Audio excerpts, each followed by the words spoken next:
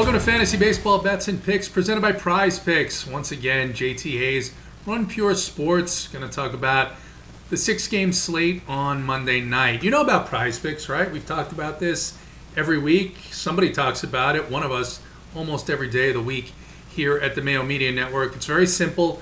Prize Picks is going to put out a line. They're going to set an over and under of fantasy points using DraftKings scoring. You pick whether you think that player is going to go over or under that number. It's a really fun way to add to what we're already doing with daily fantasy sports and even sports wagering if you're doing that, the overs, the unders, the bets at the different sites. In order to get started, you have to create an account, prizepicks.com. You want to use code MMNMLB. That's MMN, like Mayo Media Network MLB. You're going to receive a $100 deposit match. So go to prizepicks.com, use code MMNMLB. And in order to make sure that we can continue bringing you these free picks every day of the week pretty much, go ahead and like this video and subscribe to the Mayo Media Network. Now, let's get on to the Prize Picks for Monday night. Only a 6-game slate here, and it's an interesting one because it's one that's quite a bit different than what we saw on Friday night and certainly what we saw on Sunday afternoon. It's one that I think offense is going to be a little bit harder to come by here. But there's two players that stand out to me. The Detroit Tigers return home. They're going to face Sam Hentges for the Cleveland Indians, left-handed pitcher. Sam Hentges just doesn't seem like he's quite major league ready.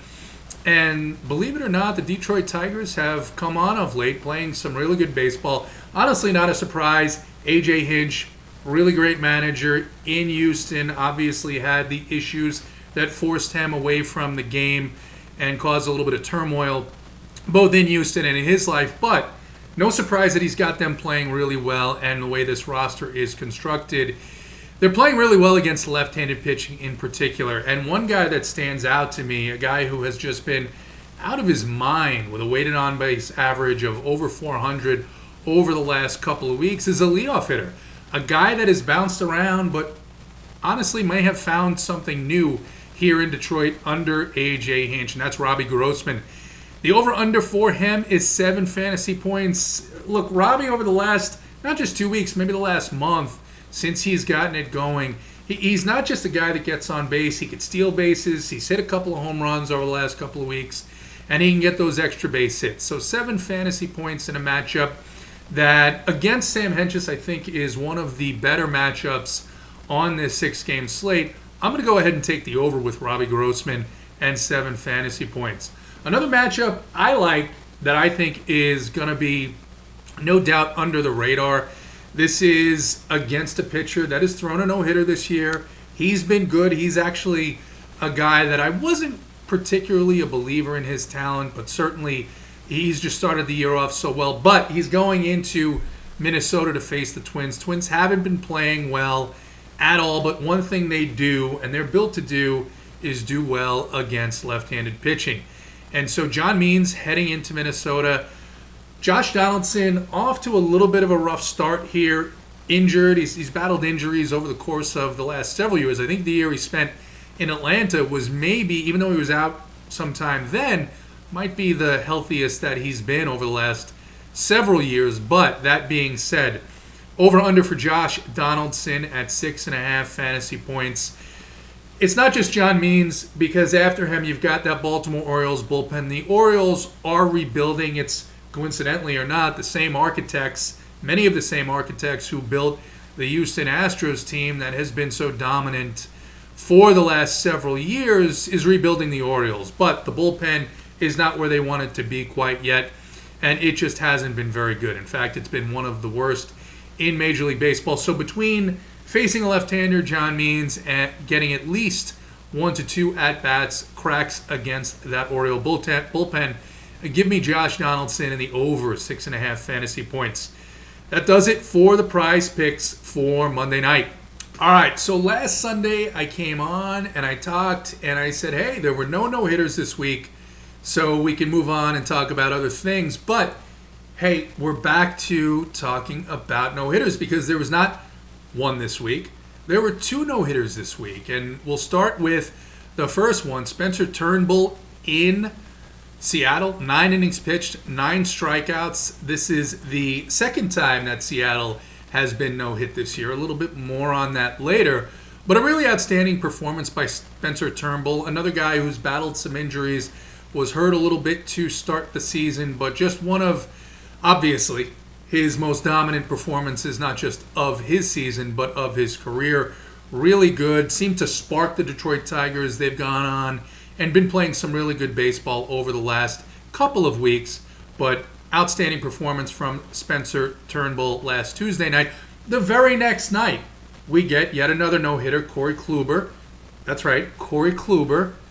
Outstanding performance, outstanding story. Corey Kluber is hurt much of the last several years. Pitched a little bit for Texas last year, actually, where he pitched this no-hitter on something that I think was called leftover bobblehead night, of which some of those leftover bobbleheads were of Corey Kluber, of course, in a Texas Rangers uniform. But Corey Kluber also, 9 innings pitched, 9 strikeouts. This is the second time that Texas has been no-hit. So let's first focus on outstanding performances. Spencer Turnbull, Corey Kluber, great stories there, especially for Kluber, a resurgence of his career. This is a guy who's looked every bit the ace that he was with the Cleveland Indians. And Spencer Turnbull, a young pitcher with a lot of talent that I think is going to be very good. He's still got a chance to be really, really good and obviously delivered a great performance. But that makes 6 no-hitters this year in Major League Baseball. Of course, 7 if you count the one that for some reason is not counted, which is the Madison Bumgarner no-hitter in Atlanta. And look, if it's going to be on the schedule, if it's going to be an official game, if they're only scheduled to play 7 innings, I think everybody knows how I feel by now, it should count as a no-hitter. Nevertheless, we've got 6 no-hitters. But a lot of people are asking, what's going on? Is it the balls? Is it the launch angle? Is it guys trying to hit home runs? Is it guys throwing 100 miles an hour? Well, I mean, look, John Means doesn't throw 100 miles an hour. He threw a no-hitter. Corey Kluber doesn't throw 100 miles an hour. He threw a no-hitter. Spencer Turnbull throws decently hard, but he doesn't throw 100 miles an hour. So what's going on? And I learned an interesting tidbit, coincidentally, as I was listening to the Sunday Night Baseball broadcast. I heard earlier this year that Major League Baseball was going to add humidors to another 5 stadiums. So that would make a total of, I think it's 10. Matter of fact, yes, it is 10 that have the humidor. And the humidor, as you've read, or as you may not have read, is something that keeps the balls moister and basically, as described in many articles, makes the game fairer for the pitcher, right? So let's think about that. It makes the game fairer for the pitcher. The first place to get a humidor, of course, Coors Field in Colorado. Makes a bit of sense, right? Because they were having a tough time attracting pitching talent. It's the hardest place to pitch in Major League Baseball. A ton of runs scored there. And then after that, you had 4 other locations that got humidors. Arizona in the desert, place that saw a lot of offense, particularly with that roof open before they got the humidor in there. And then the other parks, Boston, Fenway Park, okay, decent offensive park, I could see it. And then the New York Mets and Seattle at T-Mobile, where the Mariners play, where the Mariners have been no-hit twice this season.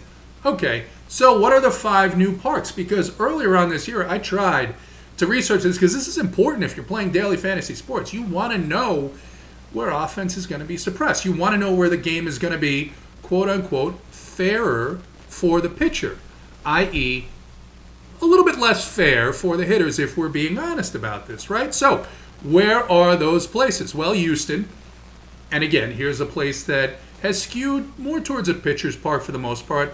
Roof there is almost never open due to the humidity and the rainfall in Houston. So Houston, Miami, which you almost never see offense there to begin with anyway, but I get it.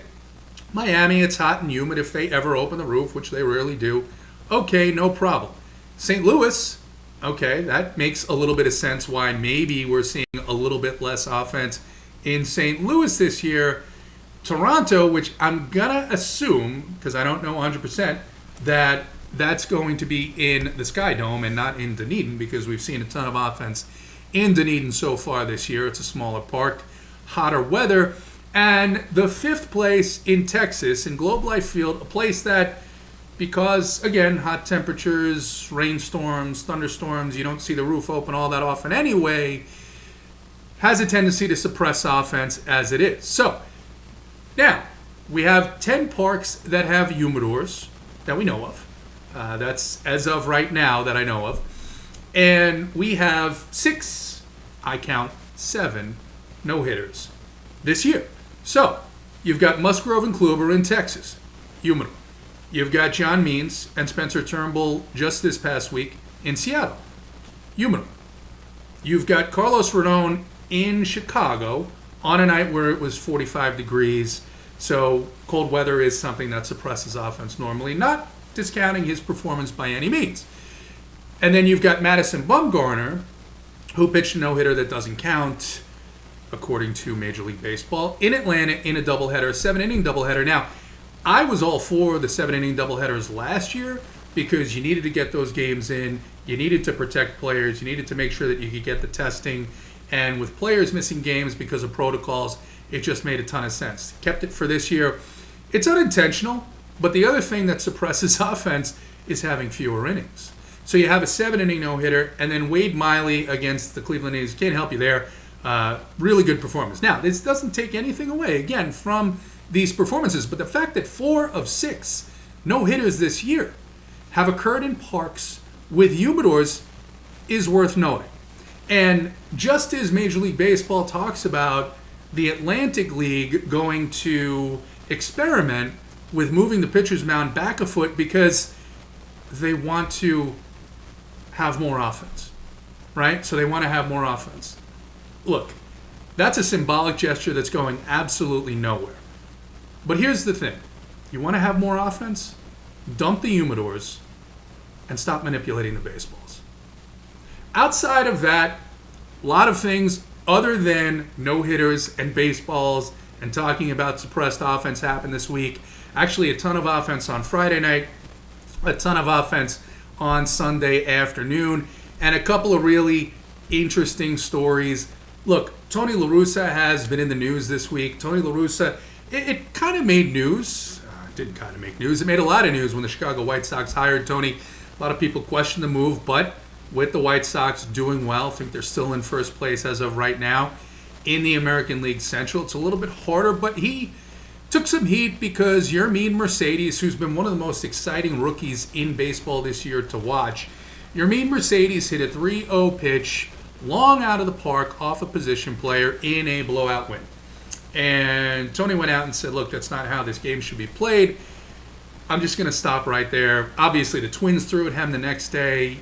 The manager and the pitcher got ejected. You know the whole story by now, but here's the thing. Couple of things. One, first and foremost, Yermin Mercedes is in a Major League Baseball game. Yermin Mercedes is a rookie. I don't know any of the details right now about his rookie contract, how long it goes for, what have you. Yermin Mercedes is paid to play baseball, and if you're playing a baseball game, you do what you can to help your team, regardless of the score. You do what you can to play the game as hard as you can. And guess what? When Yermin Mercedes is a second or third or fourth year player, he's going to go into arbitration. And Yermin Mercedes can't afford, nor can any other player, to waste at-bats, to give at-bats away, to just go ahead and take a 3-0, I don't even want to call it a fastball, but basically a pitch down the middle and give that at-bat away, because that at-bat is money. So if he sits and watches that pitch or rolls it over or does something nice to help the other team and just move the game along, he's taking money out of his own pocket. Tony La Russa has a way to avoid this. He could pull his starters. And he could put guys in that are bench players, maybe get them a couple of at-bats. Or Major League Baseball could solve this problem. Have a run rule. Just end the game when everyone decides that, hey, we don't want to play anymore because one team is winning by too many runs. Look, at the end of the day, the players are not going to cost themselves money by giving away at-bats, nor should they. There's got to be a better way to handle this, and the bottom line is, I think it's on the manager. Take the players out, put some bench guys in, or put some pitchers up to hit if you're concerned you don't want to score any other runs. I think much ado about nothing here, to be honest, in the long run, because the White Sox are playing well. It's a bump in the road. Let's move past this story. But, hey, if we're going to talk about how the game should be played, then you got to change the arbitration rules too and say, okay, we're going to take these at-bats that were in games where you really shouldn't have been trying too hard away. But I digress. Big injury stories. The New York Mets. A lot of excitement in New York. New ownership. Some good pitching. New additions. Frankie Lindor. Young players that were coming into their own. Guys like Dominic Smith, Pete Alonso, Mike Conforto, and Brandon Nimmo. Well, three of the guys I just mentioned, and the biggest ones, of course, Pete Alonso just going on the injured list this week. And the Mets are down to a roster that, on an everyday playing basis, consists of having guys like Cameron Maybin, who they just acquired, hitting in the 3 or 4 hole, Khalil Lee, hitting in the lineup every day and playing, and Jonishway Fargas, playing in the lineup every day. Just a sad, difficult time for the New York Mets, but there is good news on the horizon. Jacob deGrom, I think, is finally healthy, scheduled to come off the injured list and start on Tuesday against the Colorado Rockies. So we'll keep an eye on the injuries for the New York Mets moving forward. That'll be a story that gets a lot of coverage both in New York and around the country. A lot of great baseball being played this weekend, a lot of offense, as I talked about on Friday and Sunday. In particular, offense out of the Los Angeles Dodgers and the San Diego Padres. The Dodgers go into San Francisco and sweep the Giants. Looks like, despite their injuries, including Cody Bellinger and Corey Seager on the injured list, are coming around and starting to put it all together. No surprise, Dave Roberts, I didn't like so much how Dave managed his pitching staff. Of course, a lot of that had to do with the impact of daily fantasy sports. But I have to say that Dave is really, beginning with the playoffs last year, looks like he's just a completely different manager in terms of the way he manages this team. And every move that he makes seems to work out on a nightly basis. So the Dodgers getting hot at the right time in San Francisco. And then the San Diego Padres, no surprise, it coincides with Fernando Tatis Jr. coming back into the lineup. They sweep the Seattle Mariners at home over the weekend. Fernando Tatis Jr., another 2 home runs, including a grand slam on Sunday. And yeah, he did some dancing, and he did some jumping, and he did some celebrating. And I love to see it, and we should love to see it. And it's just good for the game. Fernando Tatis Jr., one of the best players in the game. And I want to see more excitement, not less, out of guys like Yermin Mercedes. So on the Monday night 6-game slate, I'm going to talk about some pitching, talk about some hitting. I mentioned offense, a little bit more difficult to come by. Might not be a night that I fully stack. Might be something along the lines of a 3-3-2. We're looking to mix and match some of the best hitters in the best spots at those positions just because of the way that the pitching matches up. Some pretty good pitchers on the slate. Brandon Woodruff, Lance Lynn, John Means, as I mentioned earlier. But at the top of the range, I have to go with Blake Snell, 8.9K on DraftKings. He's facing the Brewers in Milwaukee. We were waiting for Blake to get it together. A really slow start to the season, just not going deep in games, and quite frankly, just not pitching all that well. But he did put it all together his last start against the Colorado Rockies. And it's not because of that start, because I like Blake Snell in this matchup. But the Padres go into Milwaukee. They've been playing really, really good baseball. And he gets a Brewers team that is really struggling to put it together against left-handed pitching. Just really have no answers for left-handed pitching. Blake Snell, a 33% strikeout rate on the season. The Milwaukee Brewers, 25% strikeout rate against left-handed pitching over the course of the last couple of weeks. And I think with the way that Blake is going to attack this lineup, I think the way that the lineup sets up, I think they're going to be better over the course of the season against right-handed pitching than left-handed. So I think his price is still a little bit depressed at that 8.9K price point. So I'm going to go with Blake Snell as my priority starting pitcher 1 on DraftKings on this slate. There's a couple of options that we could go to. You could pay up, of course. You could go in the same game and take Brandon Woodruff, although the Padres have just been so hot. Weighted run creation of over 150 over the last couple of weeks.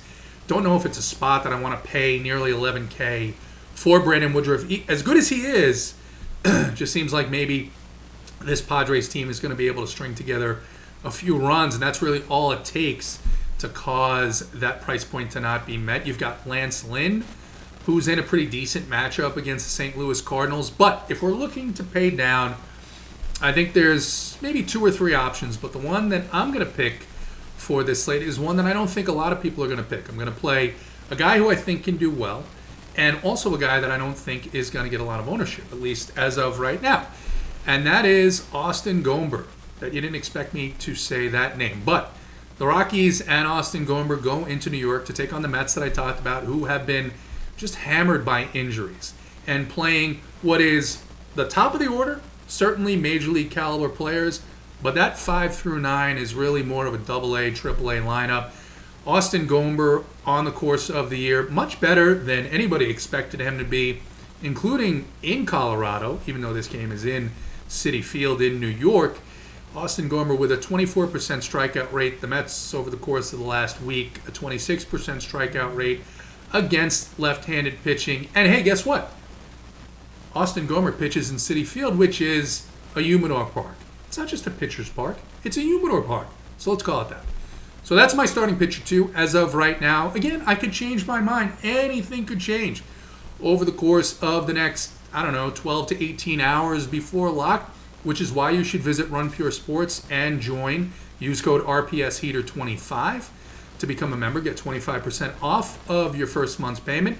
We've got core plays, a playbook.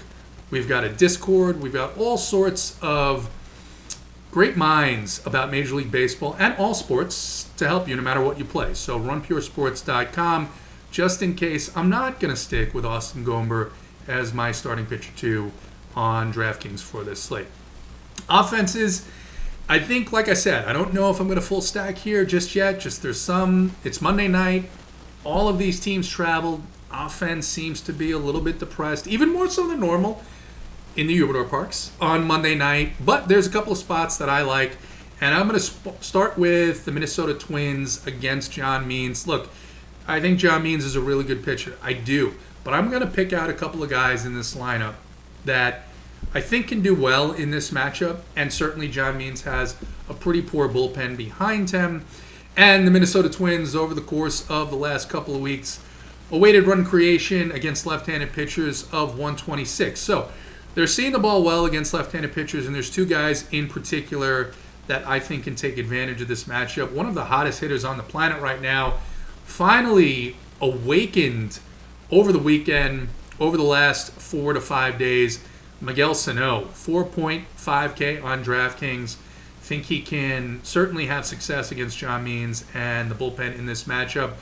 And then a guy who's been a little bit quiet, again, injuries over the beginning of this season, but the bringer of rain, Josh Donaldson, salary price point all the way down to 4.4K on DraftKings in this matchup. I really like those 2 guys at the first base and third base position. Second team that I'm going to look to pick off a couple of players from. Talked a little bit about Robbie Grossman in the open. Robbie Grossman, my prize picks play. I do like some of these Detroit Tigers against Sam Hentges. Robbie Grossman, 4.7K in the leadoff spot. Sam Hentges, he's got the highest expected ERA on the slate at 7.56, and he's giving up nearly 3 home runs, 2.93 home runs per 9 innings. So if Grossman can get on, and maybe a couple of the guys after him, in particular, surprise, surprise, a guy who doesn't seem to age, Miguel Cabrera, Miggy, 3.4K on DraftKings, hit 2 home runs on Friday night, seems to be seeing the ball really, really well, in particular against left-handed pitching. And then Eric Haas, a guy who's come out of nowhere but is hitting the ball well. One of 3 catchers that the Tigers roster on a nightly basis. Obviously, they're not all playing catcher. One of them is the designated hitter, and one of them is usually at first base or the outfield, just the way that DraftKings classifies the positions. So Eric Haas, 3.4K, along with Miggy Cabrera and Robbie Grossman, guys that I like in this matchup against Sam Hentges tonight. All right, so let's close it out with the bets of the night for the Monday night slate. Not a lot of lines up. I'm recording this on Sunday night, but a couple that I think have some value. The Minnesota Twins money line, they are hosting Baltimore. Again, John Means is starting, but you've got that bullpen behind him, and Minnesota have been playing much, much better against left-handed pitching. The money line sits at minus 106. So Minnesota Twins money line minus 106. I think they get the job done against John Means and the Baltimore Orioles bullpen. And then San Diego at Milwaukee. San Diego just so hot. I know they're facing Brandon Woodruff and a fairly decent Milwaukee Brewer bullpen behind him. Josh Hader should be available, but they're just really hitting right-handed pitching well. They're really hitting all types of pitching well. And the San Diego Padre money line is at minus 106. I think there's good value in that as well. So Minnesota Twins money line and the San Diego Padres money line, both at 106. If you need assistance, if you need help, if you're struggling, wondering who you should pick, who you should select to bet on this slate, that's no problem. Go to runpurebets.com and you can see all of our guys, JJ, Tyler, the Sports Keg, again, the greatest name that I've seen in sports commentating, the Sports Keg. Love that guy. They'll help you out. They'll tell you which way to go. They'll tell you what they like on the Monday night slate. And then for prize picks, obviously, we have our guy Luke. Luke has a model. We all love the model, but Luke's model will tell you who the best values are and where he thinks the best picks are for your prize picks lineups. And of course, slate could change. We're going to get umpire information. There's going to be weather information that's going to be updated. So runpuresports.com. Use code RPSHeater25. You'll get 25% off of your first month's payment. Like this video and subscribe to the Mayo Media Network so we can keep bringing you this type of content. Good luck in your contests.